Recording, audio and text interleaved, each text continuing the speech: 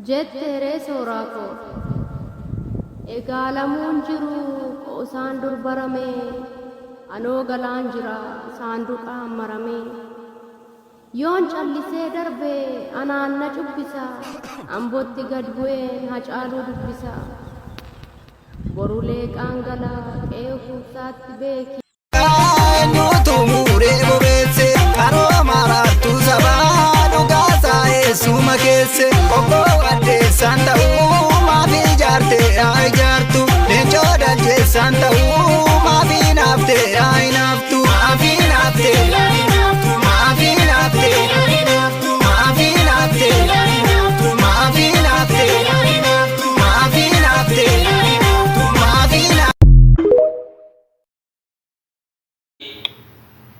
irra caalaan dubbatamu sakamii intalli sun eenyummaan sii maali sabni sii maali suuraan qabduuyini irra caalaan suuraa si fuudhee Facebook irra nafarsuudhaan malee waan biraatii miti suuraan jiraate jiraachuu baate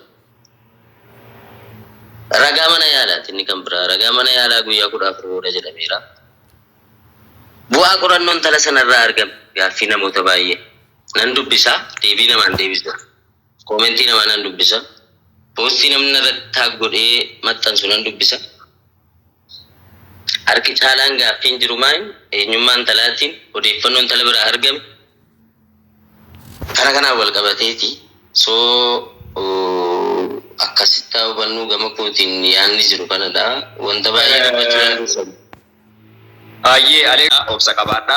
Hanga dandeessanuun waan jiru jechuudha gaaffii obboleessa keenya kumsaadhaaf deebii isiniif laachuudhaaf kan dhufee jedhee Alexis gama isaatiin waan jiru jechuudha gama miidiyaatiin waan argaa jiru namoonni waan keessaan barreessaniif koomentii jalatti waan barreessaniif waan itti dhaga'ame kana jechuudha sirratti hanga tokko cuunfee isiniif deebisuuf yaalaa jira akkasitti hubadhaa obboleewwan keenya sirra jiranus danuu daamtoo jechuudha hiriyyaa haalaan jechuudha obboleessa keenya soraatti siquu akka ta'e jedhu hundi keessan irra guddeessi keenya ni beekna sheerii godhaa namoonni please hanga dandeessanu sheerii godhaa sheerii 100 qofa namootatti wal qabsiisa waan jiru informationii kana jechuudha namoota bira qabu jettan jechuudha namoota gaaffiitti ta'e yaada dhiyeeffatanu kaafatanu biratti namni tokko dhuunfaadhaan deemee namaaf hin deebisu jireenya qaba dalaga qaba waan ta'eedhaaf hanga danda'amuun jechuudha waan jiru asirratti hanga beekanurraa informationii jiru waan jiru obboleewwan keenya qofa deebisanii kumsa invitationii siif argisi waan tokko deebii laachuuf jennaan barbaachisaa jennaan feelii biseene malee ani isa dhugaa dubbachuu fi miira gaarii keessa illee jiru takkaas jireenya kiyya keessatti wanta akka samilee koo cabsuu wanti akkas qorqabbii koo miidhu na mudata jedhee illee hin beeku yoon aarii dogoggoree miira keessa galeessu yoo akka dubbatu akka irraa kaaddes dhiifama naa godhaa jechuun barbaada garuu amma hin danda'e dhugaa muraasa dhugaan jiru nan dubbadha waan miidiyaa irratti dubbatamuu qabu nan dubbadha waan uummanni beekuu qabu jechuudha isinis akkuma isin ariifadhu maal jettan nan beeka akka nama kan jaalala nama kanaaf jettee dhugaasaa baruuf akka isin ariifattan nan beeka sun dhugaasaa dubbachuu fi anaaf inni bakka hiriyaa soon taanee obbolaanaadha jechuudha. Maatiin isaallee maatiin waan biraa miti aarii keenya lama. Baacaa bayyana seexanii fi Yuusuf kan ture. Isatti gaarummaa isaa asitti dubbachuun nan barbaachisu. Wanta nuti yeroo tokko yaada kee intarratti gochuu kiyyaaf na oolchidhanuu kiyya waan tokko bachiisuun barbaada namoota koomentii jalatti koomentii cufi jechaa jirtanii fi sila akka carraa ta'e jechuudha mana obboleessa keenya hireetti jechuudha yeroo seennee jennu mirga namootaa hin dhiibina asirratti hanga dandeenyu miira namootaa obsinee fi namoonnis nus kabajaan isin fuuldurataa jirra waan ta'eef yaada keessan kabajaan ibsadhaa jedhee isaanitti dhaammachaa ture jechuudha obboleessi keenya kumsaan jechuudha. Kanaafuu namoonni koomentii jalatti waa barreessitan please itti gaafatamummaa fudhadhaa. Kun dhimma dhuunfaa kiyya yookaan ammoo dhimma kumsaa yookaan dhimma Muhammad Saanii Zubeer dhimma Dirree dhimma Danuu dhimma Aleeks dhimma Muhammad bin Aljazeera yookaan dhimma Jooteetii miti. Dhimma obboleessa keenya lubbuun isaa jechuudha baatee maalirra akka jiru akkamitti waan jedhamu hawaasa keessatti gaaffii yaada isaanii immoo hiriyoonni isaa baay'ina itti siqanu jechuudha. Aleeks Taayyee ibsatee jira. Danuu Daamtoo haa dubbatu hanga wanta ni irra caalaa irratti haasa'uu barbaadu namoonni tokko jiru kan du'aasaa kana akkuma tasaa wayii maaloodha waan akka jechuun walitti bu'iinsa dhuunfaa fa'aa maalitti ilaalu kan bakka baay'eema tokko kabaja dhorkatanii maal jedhan tokko wayii argaa sun garuu du'aasaa caalaa milee kiyya na cabseera jechuudha. Sargaa dubbachuu fi maal seete Suuraa waggaa lama wal barree waliin bullaa waliin oollaa waan qabnullee amma uffata walii wal jijjiirreeffadhuutti kanan beeku. Suuraa jechuun akkana jedhee si ibsuullee hin danda'u. Nama tokko wajjin walitti bu'iinsa dhuunfaa tasumaan qabu. Nama tokko wajjin wal lolee hin beeku. Siyaasa kam keessa iyyuu hin jiraatu. Isa dhugaa dubbachuudhaaf. Waadaan ni jiraatu haadha isaa qofittidha. Akka haadha isaa. Haadha isaa qofaaf jiraachuudhaan kanaaf walitti bu'iinsa nama dhuunfaa akkas jibba nama dhuunfaa wayin immoo aan akka dubartii irratti maal isa dhugaa dubbachuufi baay'een beeka sirriittan beekaan waan dhugaa tokko walitti himne jechuudha. Kiriyaan soraa fi nama hin beeknes miti dubartiin hin beeknes bukkee dhaqas miti jechuudha. Gaafa dhufnee sitti wal agarru asitti Finfinneedha kan irratti wal barree Finfinneetti gaafa wal agarru kan inni achi dhufee fi kan inni naqamtee baqatee dhufe mataan isaa achitti baay'ee doorsifamaa ture. Doorsisuma hamaa turre gahaa ture jechuudha. Achirrattis bilbila isaa irratti bilbilanii maal godhanii. Sanaan booda gara Buraayyuu dhufee mana kumsaa kana dhufe jechuudha. Mucaa yeroo sana baqateema dhufe malee asi wayii jireenya gaarii jiraachuu wankiin haala mijeeffatee waan dhufe hin qabu. Akka carraa ta'ee kumsaanii mana kumsaa taa'ee waan hundumaa achi fayyadama ture. Innis akkuma obboleessa gaarii tokkotti osoo hin taane akka maatiitti kan inni obboloota isaatii walitti qabee jiraachisaa ture. Achittis amma yeroo baay'ee milishoonni fa'aa doorsisuu hojii fa'aatuun inni qeddee beengalinii baay'ee doorsifama ture. Bilbila siimii duwwaa 935 tokko qabata ture. Siimii sanaanii baay'ee doorsifama ture deddeebiidhaan. Garuu abbaasaa baruullee hin dandeenye bilbilli sun garuu jijjiirameetti bilbilama ture. Annaa bilbila sana dhuma kanarraa hin gate jechuudha. Kaa'ee bilbila duwwaa 935 wayiin qabu tokko qabata ture. Bilbila sana namootuma muraasatu beeka ture. Achiin booda bilbila sana namoota muraasa beekaa isaanis akka dodoorsifamuu ta'aa dhufee jechuudha. Isaanirraanis deddeebiidhaan itti gaafa bilbilamuun agarraa maal ta'a achiin booda bakka mucaanii doorsisuma kanaan wal qabatee yeroo baay'ee guyyaa tokko yoo abdii kutatee aannan du'a akkasin ta'a na ajjeesu waan akkana jedhamu sammuu isaa keessan jiru jechuudha. Anillee waan akka kanaatillee irraa eegeen beeku jireenya kiyya keessattis waan akkasiin nama mudataa waan jedhamu namni irraa eegallee hin jiru jechuudha. Kan nuyi beeknu hojiiwwan gurguddaa inni of harkaa qabu sana nu bukkeedhaan hin gaalaata akkasidhaa jennee eegaa jirra jechuudha. Kanaaf jibbi dhuunfaallee hin jiru. Kiriyaan inni dhaqeetti hoteela wajjin taa'ullee hin jiru. Wanti kun dhugaa dubbachuu fi akka nagee odeeffannoo fudhadhee jirutti kan inni du'e halkan sa'aatii 5 keessadha jedhama. Halkan sa'aatii 5 keessadha. Kan inni mana Phaawulos hospitaalii dhaqee sa'aatii 1 keessadha. Namni lafa soraan hiriyaasaas ta'u maal keessa namni iddoon itti du'etti dhaqee argee hin jiru. Inni kaan mana siree jira, inni kaan kutaa shaaworii keessa jira, inni kaan hoteela keessa. Namni kana qabatamaatti arge amma yoo wana ganaa qaamni seeraa ilaalee waan fidudha malee kana namni bukkee geesse hin jiru. Namni asittis achittis arges hin jiru. Poolisiin isa geesse makiinaa dheennaan karaarraa qabee fidee jedha. Inni Phaawulos hospitaalii geesse makiinaa tureennaan karaarraa fidee dhufee as kaa'ee deemee jedhan. Annaa reeffa dhaqee kan inni achi geesse jechuudha. Eegasii poolisii sanatti bilbilanii gaafa jedhanii poolisiin sun bilbilli isaallee waamu bilbila cufatee badee jira jedhama. Poolisiin achitti reeffa soraa geesse jechuudha.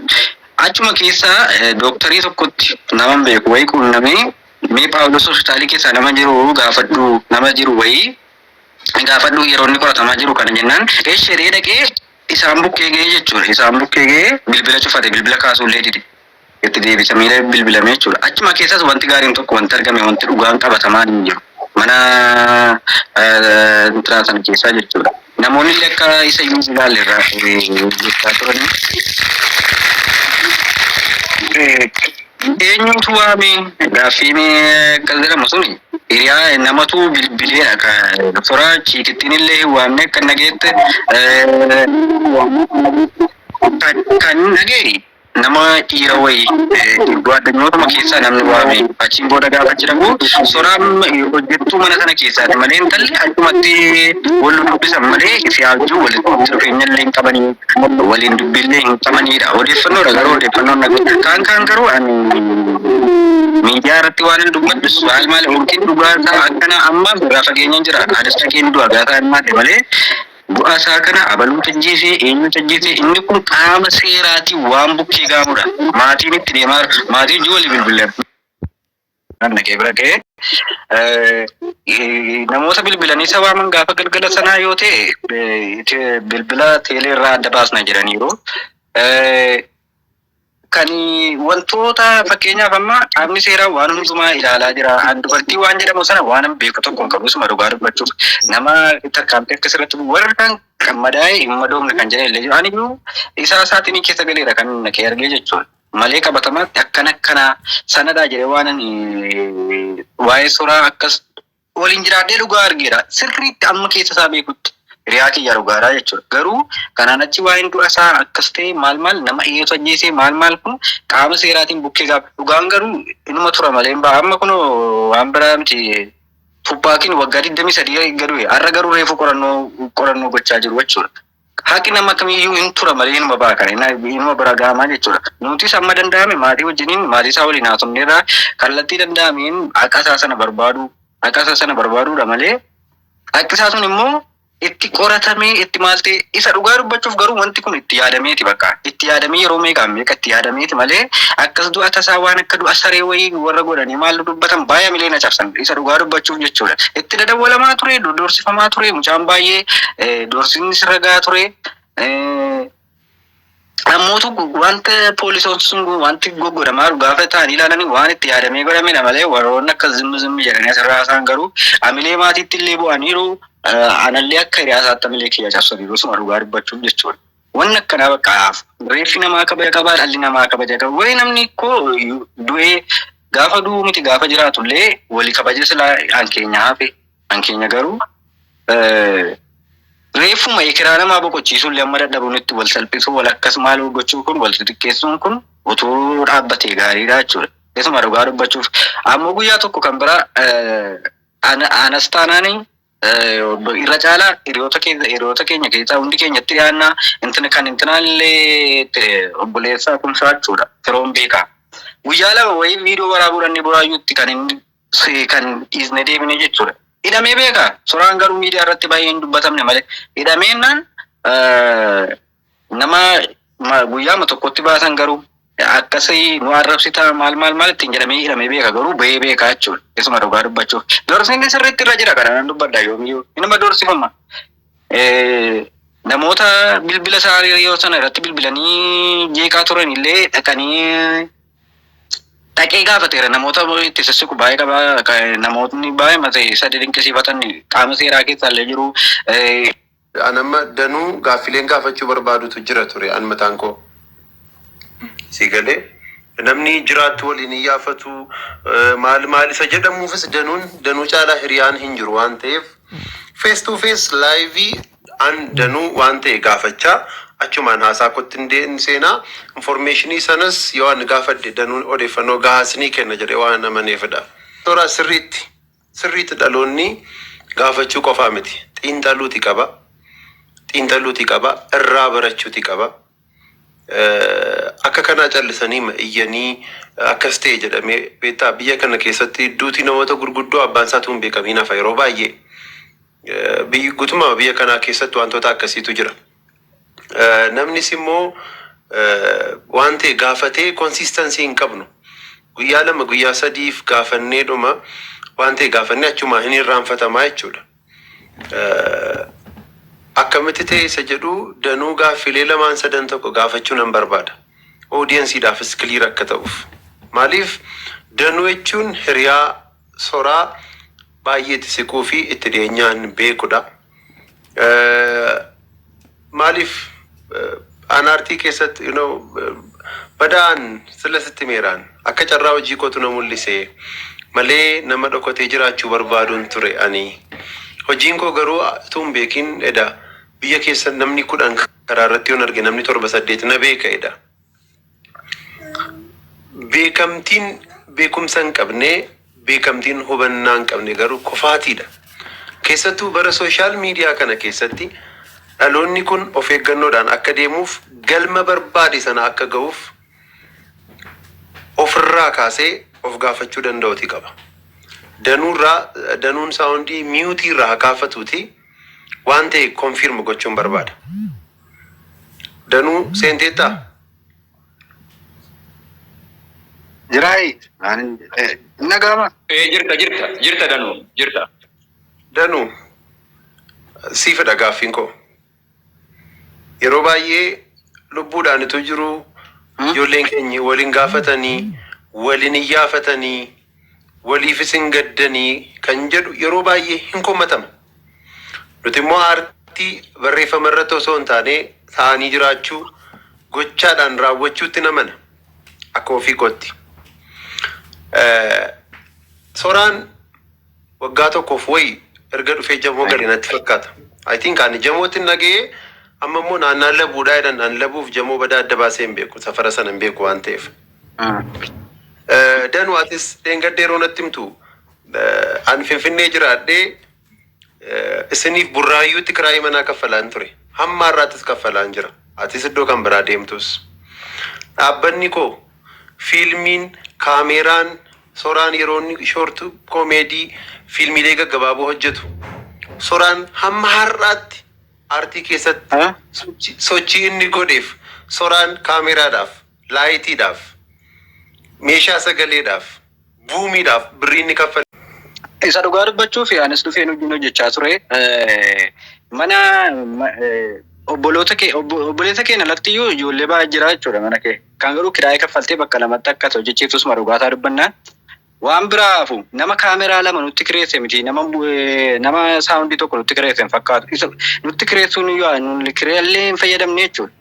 Guyyaa tokko dawwalee eessa keessan akkasidhaa kaameraan eessa jiraa maal jedheellee hin beeku osuma dhuguma akka garaa keenya fudhannee deemna garuu iddootti waraabuudhaaf iddootti nu rakkisu haala namootatu nu dhorkaa irraan kanaaf waa'ee kaameraa waa'ee maal guyyaa tokko dhugaa rabbiin nu gaafateellee hin beeku gaafachuu mitiiti kaameraa mana jiraa maal jedhamu guyyaa tokko dawwalee isaa gaafatu nagarreen waan an uffata isaa uffadhe guyyaa lama uffadhee ittiin hojjechaa guyyaa yeroo lama marsaa lama uffadhee ittiin hojjedha jechuudha uffata kan kumsaa akka mana keenyaatti keessa deemne jechuudha. Mana keessa akka mana keessa sana akka mana keenyaatti fayyadamaa ture. Maamee maaliif kana sii kaasee beektaa? Hamma har'aatti dubbadheen beeku beektaan? Hamma har'aatti maddeen beeku. Danuunis birrii 100 tuun kaffaliin kaameraa meeshaa maarka 4 kunoo gaboonsaan jira gatiisaa beeka. Birrii 1 tuun kaffaliin amma lubbuun jirutti kiraayii manaa tuun kaffaliin isa namni Oromoon lubbuudhaanitu jiru inni mannu beektaa? Maal godhaa? Aartii jechuun of kennuudha. Kennuu yaala of kennuu gaafata. Sigalee mucaa kana yeroo inni lubbuudhaan jirus deeggarreerra achirraan sii jalqaba. Ijoolleen biyyaa waliin iyyafatanii waliin deeggartanii isa jedheefin siin jedhe. Kaameraa tokkoonsaa guyyaatti birrii 500 kireeffama tokkoonsaa lamaansaa gaafa ga'u Dhiifama yaada akka namoonni gara faallaatti lubanneef waan tokko jiraaf dhiifama nama miidiyaa kanatti jara beektee waan tokko isaatti deebi'ee obboleewwan kiyya amma illee asirratti jechuu kan barbaadee fi laayifii yookaan hariiroo isaan qaban asirratti paablikii irratti dubbachuu barbaade osoo hin taane gaafa jalqaba waliif yaada waliin qabdan waan jettanii fi ani obboleessa kootiif akka ilma Oromoo tokkootti waan gaba kootiin gochuu danda'u waan hin qaburraati akkana ture jedhee akkasii hubachuu dandeessanii asirratti yaada kana isiniif ibsaara. Malee paablikii irratti kana dubbachuu inni nama isin gorsu malee nama isin gorsa barbaadu ittiin beekuu nama sana jechuudha akkasitti dubbataati. Danuunis jira beektaa amma mucaan kun dhufee gara danuutti siin deebi'aa lidataatti gaaf tokko dhufee na arge kumsaa akkasidhaa hojjechuu nan barbaada nama na gargaaru garuu hin qabu hin beeku nan lafattis argee hin beeku waa tokko irratti argee hin beeku dhufee firoodhuma wajjin hojii hojjenna bakka maaloo jennaan as galagalee obboleessi koo maaloo bakka anuma wajjin hojjetu komeedii tokko hojjennee yuutuubii irratti gadhiisna jedhanii achumaan isaan achi jiraatu ani iddoo kan biraan jiraadha. Gaaf tokko milishaatu qabee jedhata. Milishaan qabee isinin egaa mala kaameraa qabattee Oromiyaa keessa deemuun baay'ee ulfaataadha baay'ee. Baay'ee ulfaataadha waraabbiif manaa ba'uun dhiphina isaa rabbi akkasitti hin fidin. Gaaficha maal godhee naa bilbile obboleessi koo 4 ta'anii hidhamanii danuu beekuu dandeessa. 4 ta'anii hidhamanii galagalee naa bilbilanii har'a qabamuu keenyadhaa jedhan. Qabamuu keenyadhaa jennaan maal taatanii jedheen. keessattuu soraadhaanii si beekaa waan hin tattaane hojjeta taanaan of eeggadhu jedheema darbe sa'aatii 3-4 fidamanii ka'anii of buruma tursuudha poolisootaan akkas tursaniidhuma hin gadhiisanii soraan kanumaan gadhiiseetu jamootti galee jedhan. Ani jamoo galee wajjin akka inni jiraatu dannuutu amma dubbate si galeera. Soraan ergasii immoo guyyaa tokko giddu gala aadaa Oromootti immoo fagootti argeera.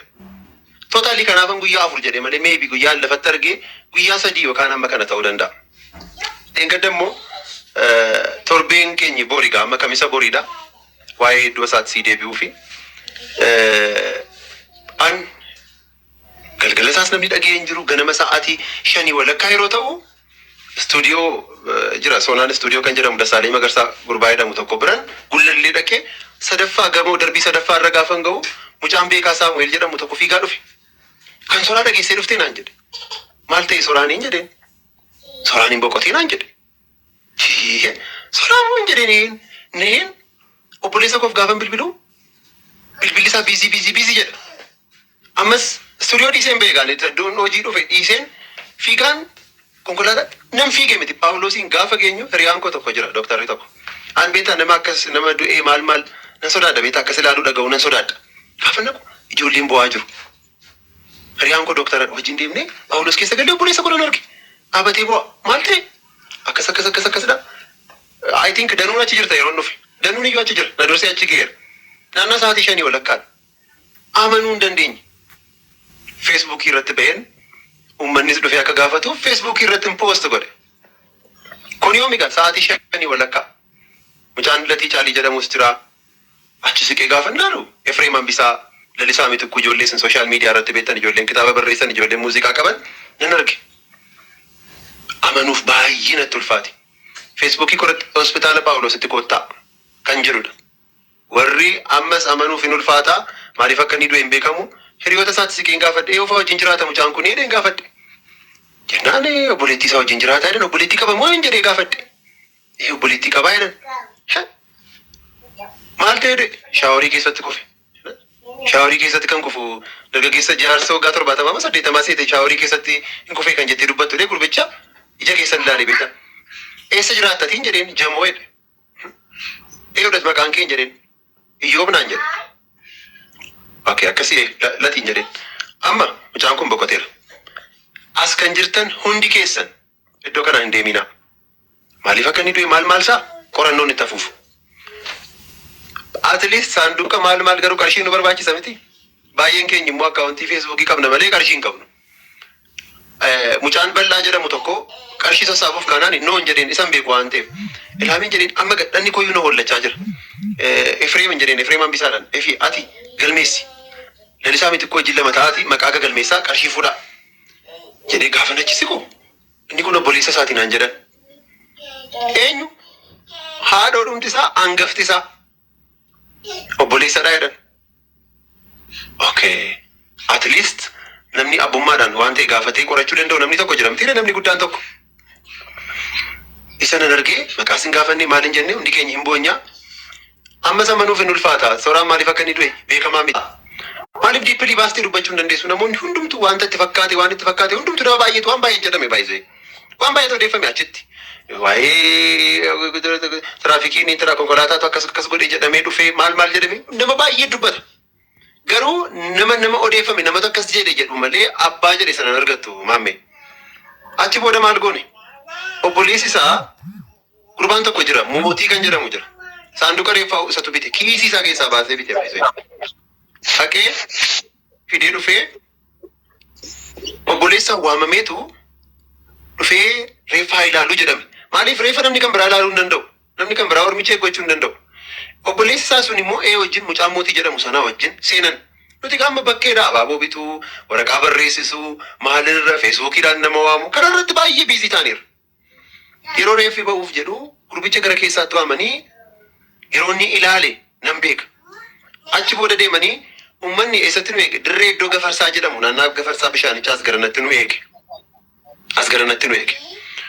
Sooraan achitti gaggeessaan godhame. Gaggeessaan godhame booda gara manaatti hin deebi'e. Namoota meeqa akka inni qabu? Naannaa sana eenyu wajjin ture?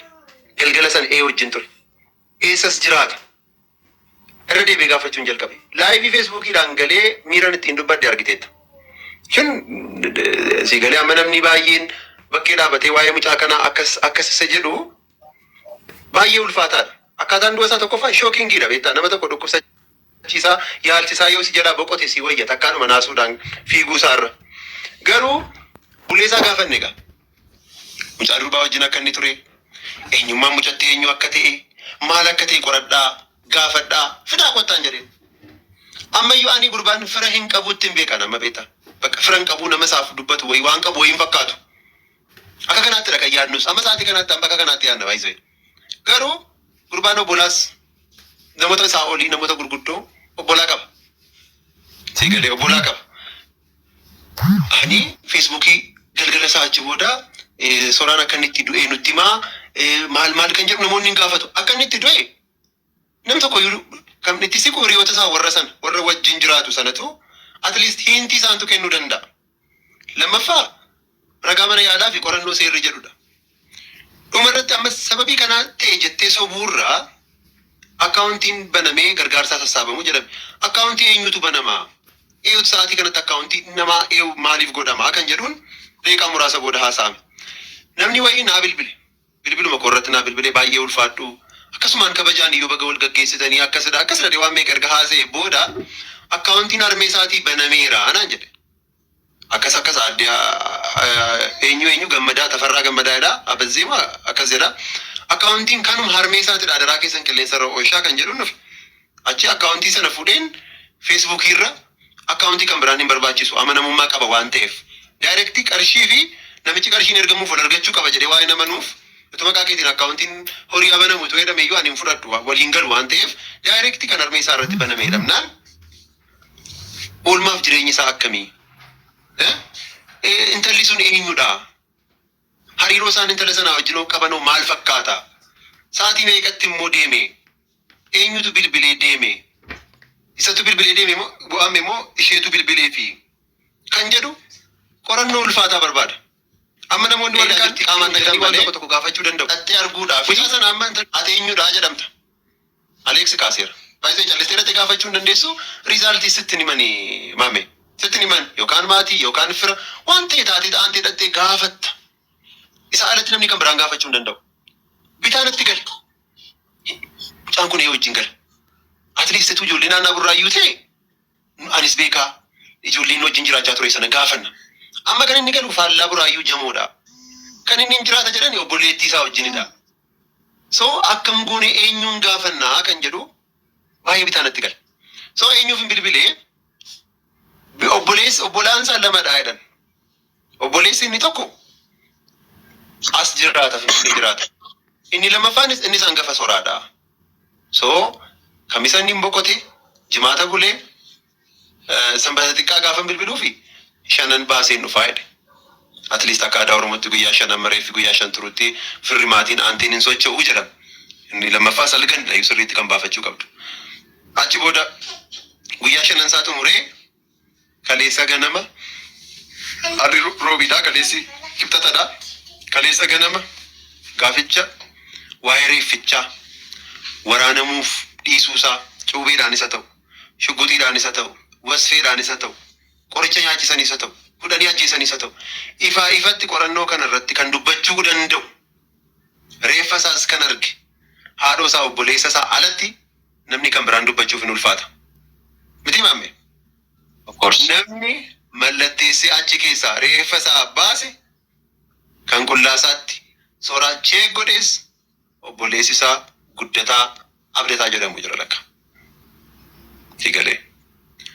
Kaleessa gurbaa kana arganne ana jedhi, latii jedhi, Efreem Hambisaa, Lalisaa Mitikuu, Firaa'ol namoota ja'a taanee waamnee teessisnee akkaataa du'a obboleessa ka'e uummataaf ifa godhe. Reeffa kan argeesse qofaadha. Erga inni ajjeefame kan argeesse qofaadha. Kana ifa godhe. Riizaaltiin maal fakkaata isa jedhus qorattee gaafattee dhugaa jiru uummataafis hunda caalaa immoo haadhoo kee waan ta'eef yoo immoo wanti addaa wanti kan biraan jiraate kan gumaa baasuuf dirqamni irra jirus jalqaba irratti siidha. Ittaansitee uummata waan battaan jedheen. Mitire? Kanaaf kottuuti uummataaf ifa godhe. Akkaataan itti du'e gaafadhu. Akkaataan itti du'e dubbadhu. Intala sana dhaqi barbaadiiti argi. Akka inni dhufeen fiigee dhufeetu na arge. Baay'een nama arfan jira viidiyoon isaas ni waraabameera baay'ee. Interviyuu kana booda akka inni gadhiifamu barbaade baay'ee. Ani har'a akka inni kana ta'u kanaaf hin barbaade. Maaliif tokkoffaa riizaaltii bira nuti gahuu hin dandeenyu. Nuti karaarraa deemnee itti gorre. Sigalee nama lubbuudhaan jiru yeroo sana si beekna jenneeni har'a immoo nun argu jennee garaa jabaannee akka warra kaanii naanna'uurra. Tarii immoo akka namoota baay'ee immoo manumatti hafuu filachuurra atleast reeffa ofii gaggeessanii dhaqanii arganii waan ture sana hawaasaan gahuun waan gaariidha kan jedhuun dhanne malee ituu namni amma kana waan argitan nutti himaa nuun jedhate immoo namni baay'een manaan bahu barmaame maal hojii manaa ba'a. Hundumtuu mana taa'ee ilaaluu barbaada ka riizaaltii isaa. Sigalee garuu anamma mucaan kuni akkasidha. Ituu waraanamiin du'e ituun jedhes mucaan kun waraanamee du'e ituun jedhes anarraa amanamummaan an maal saatire.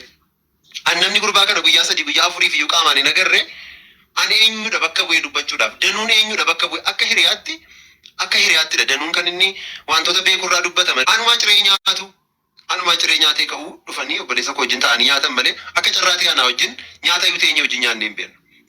Lafatti immoo baay'ee kuuliidha beektaa qaanaa namaadha. Akka yeroo viidiyoo irratti haasa'u miti. Ol jedhee usitti haasa'u beektaa qaanaa wayii mataasaa akkas gadi cabsate mucaan kun takka daawun viidiyoo tiiktookii isaa tokko yeroo argu kaameeraa jala yeroo dhufu taa'u paaworii wayii dhufaa fi edeen of gaafadha beektaa.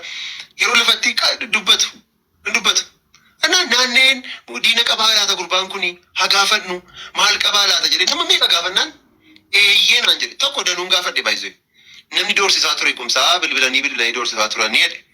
Okay hin jedhe. Mucaa sanas nan gaafadhe. Gaafii yeroo tokko hin himata ture jedhe. Sigalee. Amma obbolaansaa immoo kan isaan jedhanii isa kana booda qorachuu jalqabneerra. Sigalee. Mucattiin eenyummaan ishee eenyu akka ta'e anama waa'ee fakkeenyaaf eenyummaa mucattii irratti intalittiin walaayittaadhaa kan jedhu jechaan hin dhageenye. Walaayittaadha intalittiin kibbadha.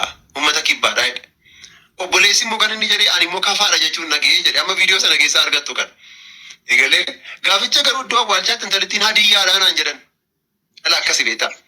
Ilaa namni baasee dubbata mucittii maal hojjetti kan jedhus immoo gaafateera amma obboleessi dhufee waan gaafatee natti fakkaata. Qorannoo isaa maal isaa sochii isaa gochaa jira obboleessi. Sigalee garuu akka aadaattis akka seeraattis namni karaarraa itti goree reeffa gaggeessuu deeme vaayibii guyyaa sana ture isinitti himuu danda'a malee isaa olitti haadhoo isaa obboleessa isaa isa kan caaluuf hin jiru. Nun hin jaallachuu dandeenya baay'isee. Nun kabajuu dandeenya baay'isee. Sigalee nu caalaa garuu isatu amanamummaa qaba. Iskiriiptii fiilmii akka inni barreessu garuu nan beeka. Fiilmiin barreessaa koomeedii sirriitti hojjetaa aakti godhaa. Namni keenya immoo suma beektudha. Yeroo lubbuun jiru mucaa kana koomeedii hin dandeessu jedhanii arrabsanii beekuu naan jedhan. Sigalee amma akkam godhee ba'uu qaba. Dhugaan kun akkamitti irratti hojjetamuu qaba. Anneen gada waamicha dhiyeesseen ture. Bakka bu'aa abukaattoo bitanna qarshiidhaan walitti dhufnee nama amannu tokko abukaattoo gooneetu dhaabbanna. Abbootiin seeraas poolisoonnis warri dhugaa beektan keessattuu gadameessa Oromoo keessaa kan baatan waa'een afaan duudhaa eenyummaa uummatichaa kan garaas hin nyaatu. Adaraa keessan mucaan kun galgalaan akkasitti bakkeetti bahee hafuu hin qabu. Falmaatii dhugaasaa baasaa jennee adaraa gaafannee turre deengadda. Namoonni baay'een reaakti godhaniiru. Dhaggeeffataniiru. Sigalee garuu akkamidha. Nama kan biraadhaa kan shakkamuu qabu. Mucattii wajjin jirtudha. Mucattiinoo maal jetti? Hariiroon inni fi intalli sun qaban maal fakkaata? Sigalee hoteelli sunoo hoteela sana keessatti maaltu ta'e? Tootaalii achi keessatti waan ta'es maal kan ta'es obboleessi isaa waan inni dubbate sanarraa waan obboleessi isaa haasa'e irraa amma nuni akkas ta'e jennee deebii kennuuf kaas keessaa namni aangoo qabu hin jiru. Sigalee danuu yoo ta'u danuun baay'ee taasisu. Amaanu'eel wajjinis hojii hojjetan eenyu wajjin waa hojjetanii itti gaafatamummaa guddaan garuu. Uummataaf deebisu yeroo inni doorsifamaa ture sana maaliif uummatatti hin dubbannee jedhan qoosaa ajaa'ibaati kun. Isuma dhugaa dubbachuuf waan biraa miti jechuudha. Mucaan kun kan inni gara sirbaatti dhufee sirba hojjechuuf garuu dirqama isaadha. Dhugaadha kennaa isaadha simmoo baay'ee ajaa'ibadha. Hin ba'a hin argu uummanni walii gallee ramaatii waliin. Garuu yeroo sana inni fiilmii jammaree ikoonomiin isaatti itti cimeenaan bakka haalumti itti cimeenaan gara sirbaatiin dhufee booda gara sirbaatti deebi'aa jennee waliigallee anillee hojii kana guddifadhu waliin hojjennaadha kanan waliigaltee akkasii dheeraanaaf suuraan kan waliigallee jechuudha. Kanaan booda maaltu ta'a? Gaafa sana jechuudha waan biraanis jaawwara amma beekamtii amma kanaa qabu guyyaa tokko natti marfamee nam marfamee jedhee sagalee waraabbiidhaan gadhiise. Amma nam marfame jedhanii itti qoosu beektaa? Ammatu yeroo sana rakkoo nama kanaa baatee jirbatte bakka beeka jecha jedhamu ammallee bee ammayyuu meel kanatti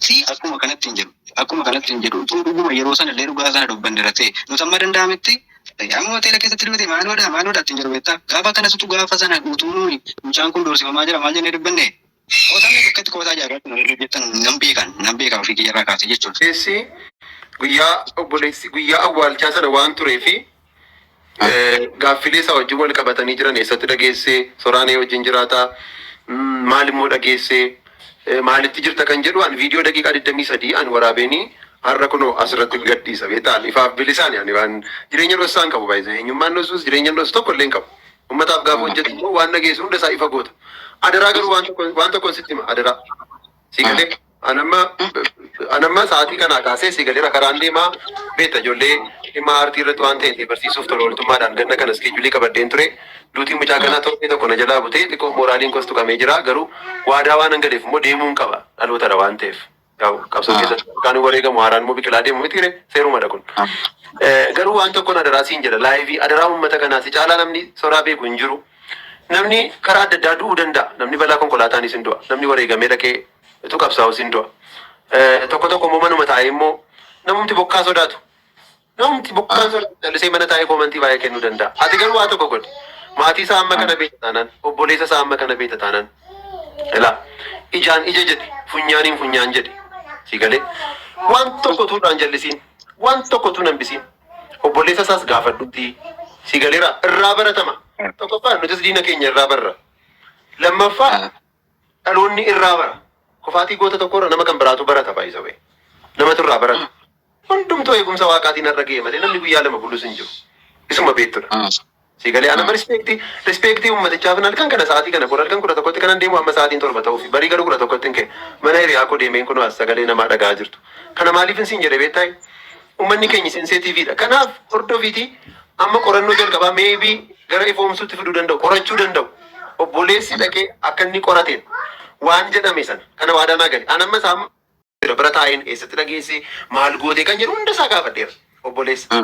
Galee akkamitti reeffa isaa ilaalee ramuun ilaallee waraanamee ramuun waraanamne soraanee wajjin jiraata hariiroon isaa maal fakkaata hundi isaa viidiyoodhaan argattu isatti aanu kana booda garuu riizaaltii isaa maal isaa obboleessi hin qorataati ati obboleessa irraa fuuta malee ati seerarraa dhattee fuudhuu hin dandeessu kana beektaa Paawuloos xalayaansiif siin kennamu obboleessaaf kennamaa maatii isaatiif kennamaa isa maatiif kenname sana garuu kanatu jira jettee anis guyyaa tokko dhufee gastii ta'een taa'een dhaggeeffadha sirraa malee nama kan biraarraa dhaggeeffadhu si galeera nama kan biraarraa dhaggeeffadhu adaraadha kun adaraadha namni mucaa kana nyaate ormasa ta'u firasa ta'u qaroon kun bakka haadhan gara hojjisaa waaqayyoo jechuudha akkuma kanaa dukkanatti baasee isaa hambisu yoo harka namaatiin si galeera garuu immoo bakkeedhaas negatiivili immoo namni waan baay'ee mo'aasaa gaa hoteela keessatti boqochuu irraa kan ka'e immoo aanaa isaa immoo beekta miti reetis miti silas ta'eera ijaan ija jenna funyaanii funyaa uummanni si amanuuf inni ofiisaa bahee haa dubbatu kanarra geenyeerra haa jedhu nama uummanni hammi kun beeku sammuu dhalootaa keessatti naasuusin uuma beektaa shakkiisin uuma beektaa akka hiriyaan walamanii wal duukaa hin deemne sin godha beektaa kana booda wanti kun si galee wal duukaa amma namni yoo amma bakka amma rakkanne finfinnee keessa fafacaanee jira namni amma bilookii tokko Oromoon akkasitti jiramni amma inni sun yoo iyye kana booda hin sodaanna beektaa fiigni dhanneellee yoo ma kufeera ta'e baannee hospitaalatti fiiguudhaafi maaliifi bakkeedhaa hospitaalatti kortee reeffa isaa argite iyyuu uummanni obboleessiin iddoo sana jiruutu inni kana ta'eera hamma jedhutti obsuu dhiisnee namni biyya alaa taa'e immoo rukutamuu isaa argineerra jechuu danda'a namni tilmaamadha si galeera hamma Oromoof hojjenneetti immoo Oromoo irratti hojjennallee yoo ta'e namni Oromoof hojjetu aartiifis siyaasaafis maal bakka dhalli dhala isaa lafarraa habalu namichi illee sin bu'aadha lafa kanarraa nama gaddisiisa beektaa maaliifi garaan keenya qulqulluu ta'uu qaba namni hawaasaaf hojjetu namni uummataaf hojjetu garaa qulqulluu ifaaf bilisaan daayireektilii waan hunda isaa himaa danda'uuti qaba torbee kanaaf torbee lamaan kanaaf gaaffii ta'uu danda'a garuu hin ba'a jedheen abdadhaan namaaf akkasiin qaba hin ba'a jedheen abdadha siyaasa keessatti hariiroo qabaayi dhuguma namni doorsiseeraayi maal ta'e rasa jedhu obboleessi isaa as jira Kaleessa qorachaa oole har'a galgala kanayyuu maalirra geesse jedhee bilbileera qorannoo baay'ee adeemeera jedheera eenyummaan talittis suura ishees hundasaa inni hin beeka. Obboleessi amma hin beeka amma ta'e deemeera har'ayyuu. Anamma inni osoo dheeramti jedhe hamma ta'e deemeera har'ayyuu inni steeppii gaarii irra ga'eera. Kanaaf viidiyoo sattaanu maame akkatti aploodii godhan immoo natti himtu viidiyoo sana aploodiin godha. Viidiyoo baay'ee bareedaadha baay'isee daqiiqaa tokko ishee seeraan dhaggeeffadha. Hunda isaa ilaala. Yaada tokko jedhuudhaan kumsaa kiyya gara tokko ibsanuu gootee fi namoonni as keessa jiran sun Ireen dubbateera, Aleksii dubbateera.